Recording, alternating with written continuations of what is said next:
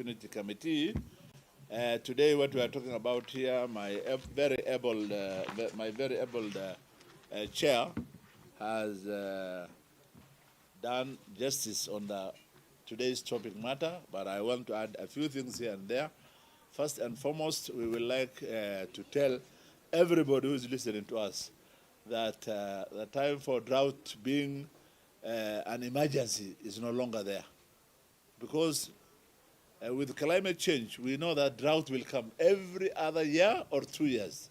And therefore, the problem we have is lack of preparedness, lack of putting up mitigation measures in place. And it's at a very high time for our government to put a very serious attention. We have been looking at the budget issues and complaining about budget until recently. A friend of mine here from Wajir North almost protested what is happening in this country as far as giving resources to the North is concerned. Now we are talking of saving lives of human beings and, if possible, of livestock. These people rely on livestock. Their livelihood is that livestock. If the animals die in big numbers, definitely the human beings follow because they will have nothing to feed on. That's their livelihood. And therefore, we are asking the government that this must be immediately declared as a national disaster. Once the government declares as a national disaster, then we can source support from many places. But as long as the government has not declared this as a national disaster, then there will be loopholes. The second thing is even for Parliament, we are asking our Speaker to call maybe for a special sitting because we are closing tomorrow. Immediately look at supplementaries and avail resources to mitigate the current drought, which is very serious. Currently, almost everybody from Northeastern is moving towards Coast Province, towards Tana River. I was in Mandera for the last 3 weeks because of course, the elections and also looking at the situation of the drought. And whoever has the ability to move his or her animals or her family are moving towards Tana River, but because it's rained a little in Tana River. And because of that pressure on the little resources that are in Tana River, there is going to be a very serious conflict, very serious fight that over those resources. And therefore, for us to mitigate, we must provide the necessary animal feed, human food, water immediately to those areas. Otherwise, disaster is there. It's not something we are just talking about for nothing. It is there, and therefore, please, our government, our president, please declare this as a disaster tomorrow, and therefore we move forward with it. Thank you.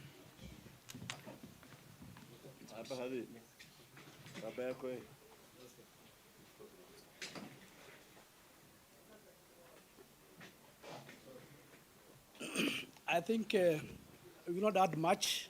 Our colleagues have done justice, as has been said, but my chorus is primarily on the drought situation that we have in the region. It is very serious, very severe, and we are at a point whereby livestock are dying. And today, tomorrow, the day after, we will be having cases of people dying. If animals are dying and those are the livelihoods of the people, then it means the people who are with these animals will equally die. We have not had rain for almost 3 cycles now. So the drought is so severe and ravaging in our areas across the region. Of course, the areas badly hit than the other. Mandera is worse than all the others as we speak now. So what all we are asking for is an immediate intervention from donors, from governments, from everybody, that we need to look at this situation as it is, as we are facing now. You can imagine a goat is now being sold at 1,000, 2,000 shillings. And yet before that, we used to have been sold at 15,000.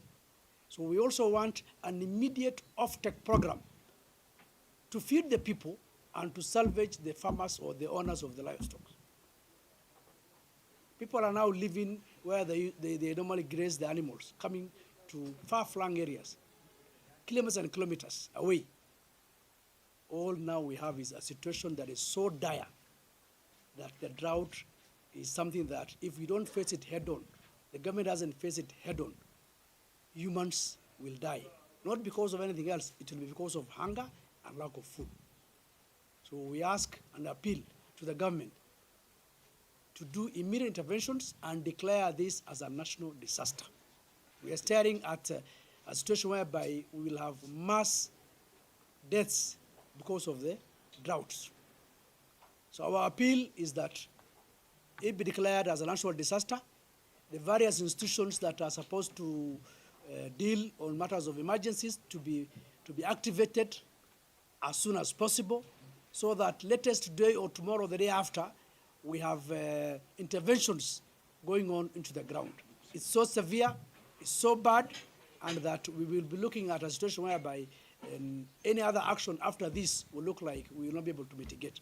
So ours is to call upon and tell Kenyans and the world that there is severe drought in our region, livestock are dying, and people will soon follow the same. So let us ensure that we have a concerted approach to help our communities, to help our Kenyans living in those areas where drought now is ravaging. It's unfortunate that we are already in December and there are no signs of rain in those areas, unlike previous seasons. So otherwise, nimesema, please, as also as media, please highlight these issues. You have pictures, you have geographical areas, how they look like. Please highlight to the Kenyans and to the entire world so that we can be helped. Thank you very much.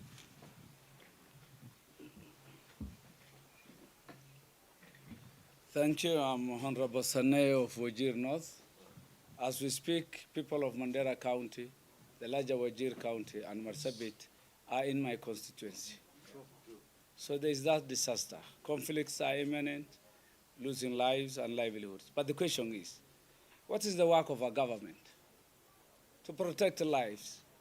How does the government protect lives? Is it just to protect us from any robber, highway robber, an arsonist, a bandit? Is that the work of the government? What is the interpretation of protecting lives?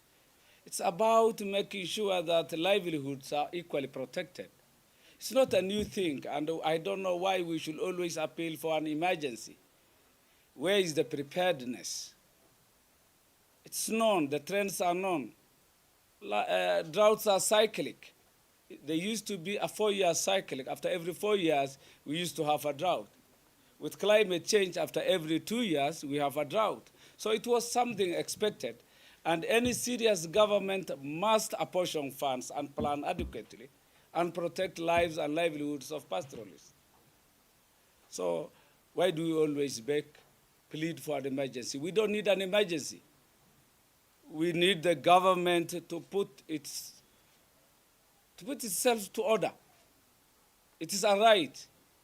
We are talking of pastoralism and pastoralists, the mainstay of quite a multitude of Kenyans who are citizens.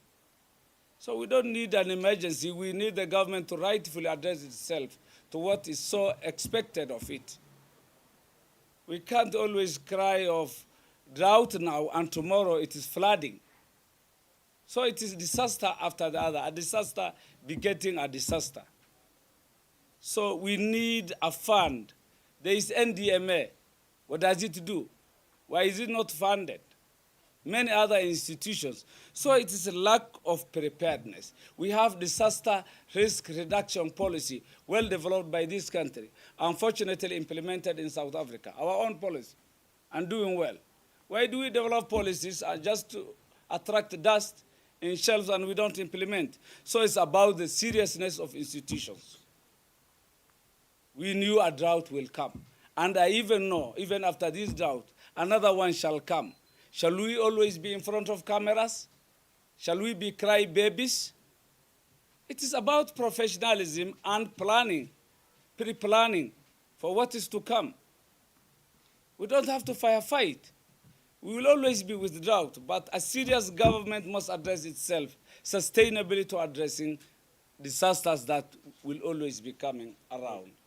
So with that mind, I don't want to be here next year again talking of drought, quite honestly.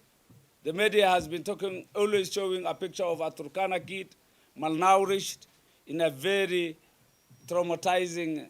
So we don't want this. We don't want to appeal to Oxfam civil society organization. It is the government. The buck stops with the government, and they should address the issues.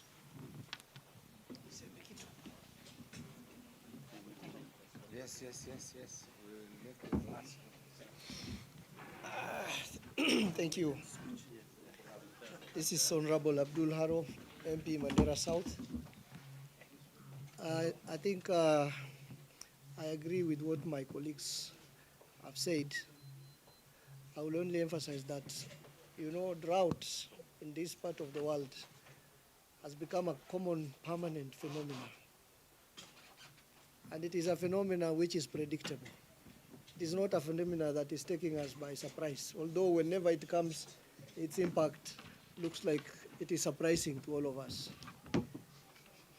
The people from the region of northern Kenya are either in the middle of a drought, or are preparing to get into one, or are working very hard to get out of one.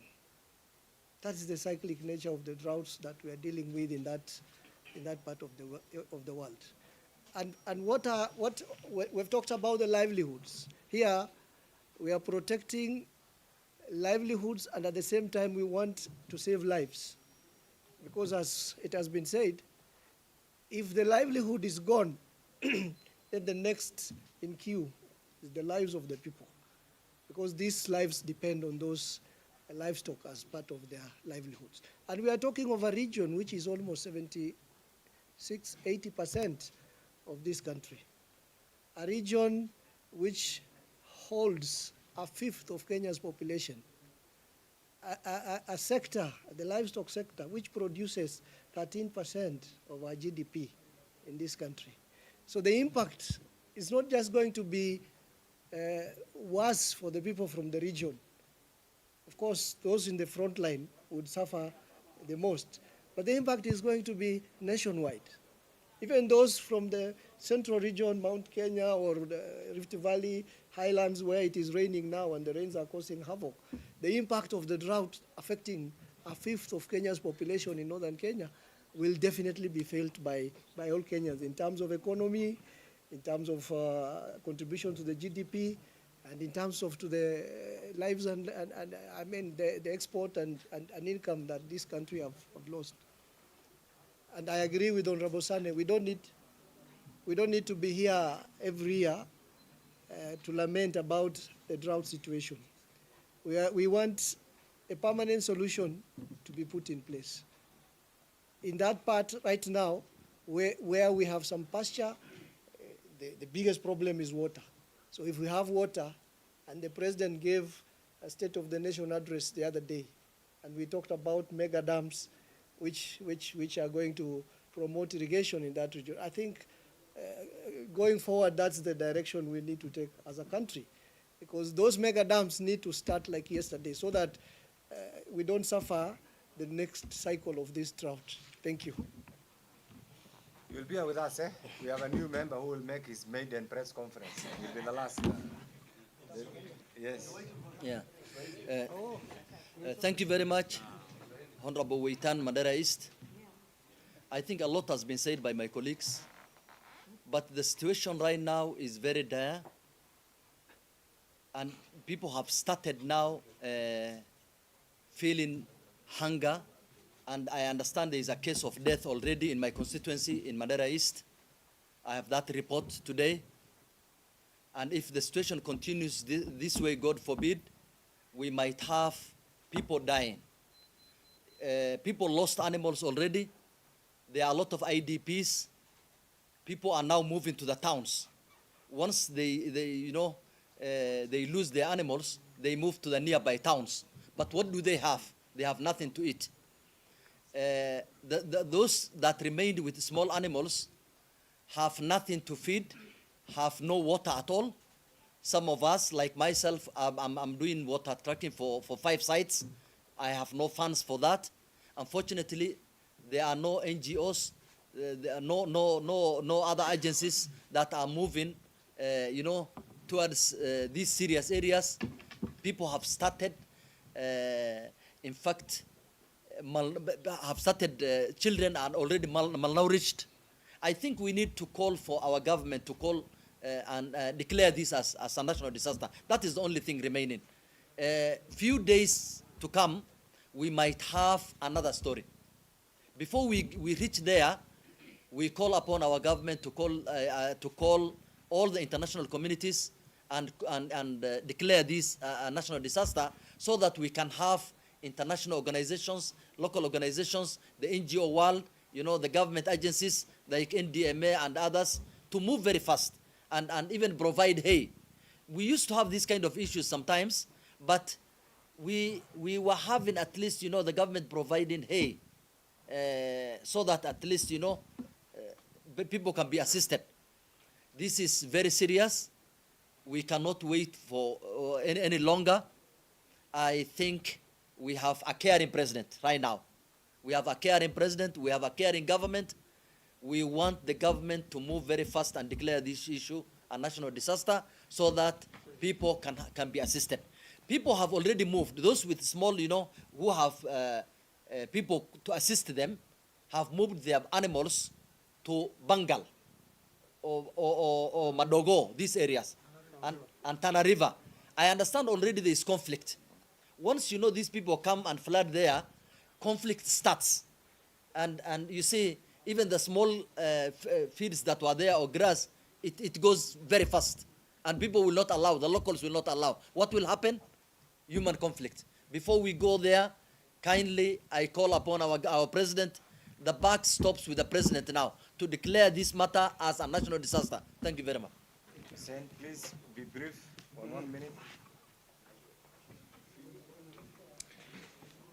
My name is Hussein Bare, Member of Parliament, Tarbaj constituency. Thank you for the media people for coming, because you do a great job in highlighting what is happening in the country. Mine is to add my voice, saying that we are facing a disaster as a region because of lack of water, because of drought, and lack of pasture. And from the reports I'm getting from Mandera and some neighboring constituencies, people have started losing lives. And with the heat waves that is prevalent in the area, we fear we may lose many people. Live of livestock. Livestock are going one by one. But now very soon, we will lose many lives, human lives. So it is my appeal that all those concerned, both government and non-governmental institutions, to be aware of the situation in northern Kenya and give their hand so that we protect lives. Thank you very much.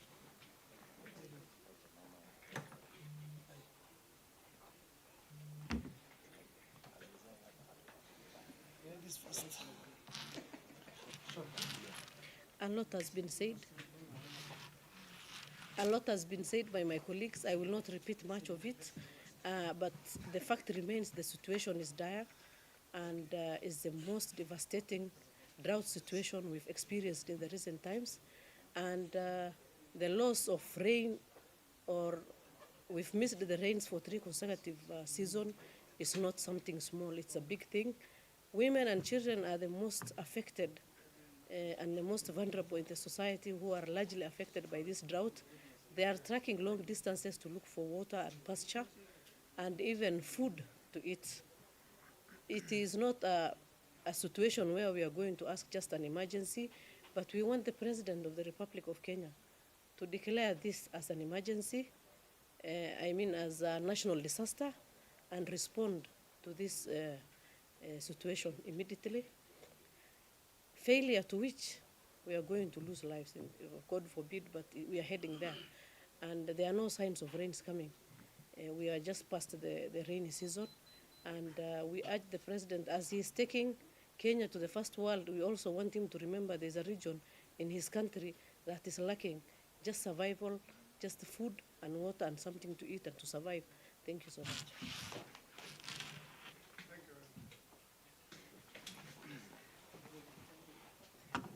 Thank you very much. The short rains have failed, and this is spelling doom for hundreds of thousands of people living in northeastern Kenya.